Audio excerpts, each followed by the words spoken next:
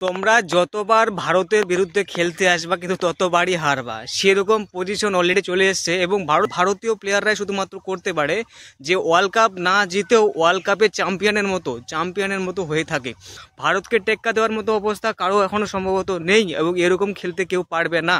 তবে ভারতীয় প্লেয়াররা কখন কি খেলে ঠিক জানি না, তবে বেশিরভাগ সময়টা কিন্তু কেউ না কেউ অল্টারনেট থাকে, যেটা কোনো একটা প্লেয়ার ভালো খেলে। তবে দ্বিতীয় দিন শেষে ইংল্যান্ড এবং ভারতের সেই ম্যাচে দেখতে পেলাম যে ভারতীয় প্লেয়াররা কিন্তু অসাধারণ পারফর্ম গেল।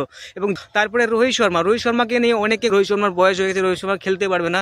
তবে রোহিত শর্মাও দেখিয়ে দিল যে বয়স হওয়ার সাথে সাথে কিন্তু তাদের খেলার ফিটটাও কিন্তু অনেকটা বেড়ে গেছে এবং ভালো খেলছে। রোহিত শর্মা কিন্তু 103 রান করে ফেললো 162 বলে, এবং অসাধারণ পারফরমেন্স করলো এবং 6ও মেরেছিল 3টা। তবে এখানে শুভমান গিলের অনেকে কথা বলে যে শুভমান গিল নাকি এখন খেলতে পারে না, শুভমান গিল আর পারবে না, শুভমান গিলকে বাদ দেওয়া উচিত। তবে শুভমান গিলের যে এখানে চাহিদা এবং তাদের যে খেলার যে পারফরমেন্স কিন্তু অনেকটাই শুভমান গিল ভুল করে ঠিকই, তবে তার যে খেলার ক্রিয়াটা সবসময় কিন্তু ভালো থাকে এবং শুভমান গিল কিন্তু 110 রান করে ফেল। দেবদূত কিন্তু নতুন এক প্লেয়ার, এর আগে আমি কোনোদিন খেলতে দেখিনি, মানে টেস্ট ম্যাচে খেলতে দেখিনি।